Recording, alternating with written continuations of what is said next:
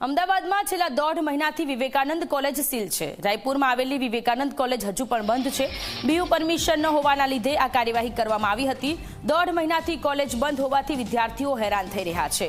કોલેજમાં ભણતર શરૂ કરાવવા શિક્ષણ વિભાગને રજૂઆત ગુજરાત રાજ્ય અધ્યાપક મંડળ દ્વારા રજૂઆત કરવામાં આવી છે।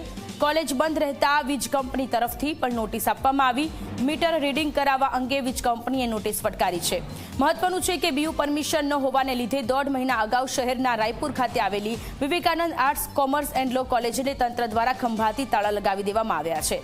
જો કે હજુ સુધી તાળા ખુલ્યા નથી। મતલબ કે બીયુ પરમિશન ન મેળવતા કોલેજ સીલ હોવાથી વિદ્યાર્થીઓ હેરાન પરેશાન થઈ રહ્યા છે।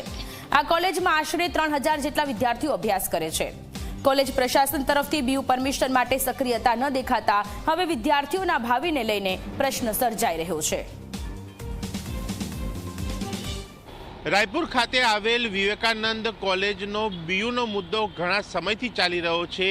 આ મુદ્દાને લઈને અગાઉ આ જ કોલેજ સીલ કરવામાં આવી હતી, જે બાદ ક્યાંક વિદ્યાર્થીઓને રાહત આપવા કોલેજ શરૂ કરે, પરંતુ જે પ્રકારે હાલમાં આ કોલેજ સીલ કરવામાં આવી છે, 1.5 મહિના જેટલો સમય આ વિવેકાનંદ કોલેજને સીલ કરે થયો છે, જે હજુ સુધી પણ ખોલવામાં નથી આવી। કારણ કે બીયુનો મુદ્દો ઘણા સમયથી ચાલતો હતો અને તેના ટ્રસ્ટીઓને ક્યાંક આ મુદ્દો જે છે તે ગંભીરતાથી નથી લઈ રહ્યા અને માટે જ આ કોલેજ જે છે તે બંધ રાખવામાં આવી છે। અને એ બંધ કોલેજના કારણે કોલેજમાં ભણતા આશરે 3000 જેટલા વિદ્યાર્થીઓના અભ્યાસ, એમના ભાવિને લઈને પ્રશ્ન સર્જાયો છે। અને આ પ્રશ્ન સર્જાતા ગુજરાત રાજ્ય અધ્યાપક મંડળ દ્વારા શિક્ષણ વિભાગને કોલેજ શરૂ કરવા માટે, અભ્યાસ શરૂ કરવા માટે રજૂઆત કરાઈ છે। અને જે પ્રકારે કોલેજ સીલ છે એ કોલેજના ગેટ ઉપર આ વીજ કંપનીનો એ નોટિસ એક લગાવવામાં આવી છે કે 2 વાંચનની તારીખની એ વાંચન ના મળતું હોવાથી મીટર વાંચન સુલભ કરાવવાની નોટિસ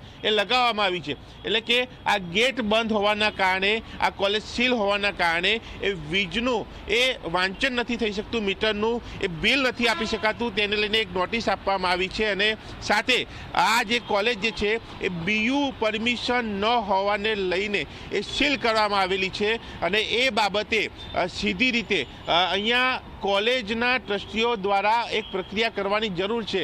કારણ કે વિદ્યાર્થીઓના ભાવિને લઈને જ્યારે વાત આવે ત્યારે એના ભવિષ્ય, એના ભાવિને લઈને પ્રશ્ન સર્જાતો હોય છે।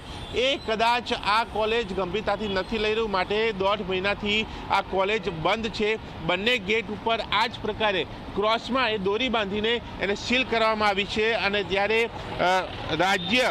ગુજરાત રાજ્ય અધ્યાપક મંડળ દ્વારા રજૂઆત કરવામાં આવી હોય આ કોલેજ શરૂ કરવા, અભ્યાસ શરૂ કરવા માટે, ત્યારે શિક્ષણ વિભાગ તેને કઈ રીતે લે છે, આ કોલેજ ફરીથી શરૂ થાય છે કે કેમ, કે પછી એ વિદ્યાર્થીઓને બીજે અભ્યાસ કરવા માટેની વ્યવસ્થા કરાય છે કે વિદ્યાર્થીઓએ બીજે જવું પડે છે, તે જોવાનો વિષય રહેશે। પરંતુ હાલ આ કોલેજ ફરી એકવાર વિવાદમાં આવી છે અને એ વિવાદ જે છે એમાં ટ્રસ્ટીઓની ક્યાંક જે છે નીરસતા પણ જોવા મળી રહી છે। કેમેરામેન તુષાર શાહ સાથે દર્શન રાવલ, ઝી મીડિયા, અમદાવાદ। તો રાયપુરમાં આવેલી વિવેકાનંદ કોલેજ હજુ પણ બંધ છે, સીલ મારવામાં આવ્યું છે બીયુ પરમિશન ન હોવાને કારણે। અને 3000 જેટલા વિદ્યાર્થીઓ આ કોલેજમાં અભ્યાસ કરી રહ્યા છે। એ વિદ્યાર્થીઓ અત્યારે અભ્યાસ માટે કોલેજ નથી જઈ શકતા, નથી એ લોકોનું કોઈ સિલેબસ આગળ વધતો ને એટલા માટે વિદ્યાર્થીઓમાં પણ નારાજગી જોવા મળી રહી છે। તો ગુજરાત રાજ્ય અધ્યાપક મંડળ દ્વારા રજૂઆત કરાઈ।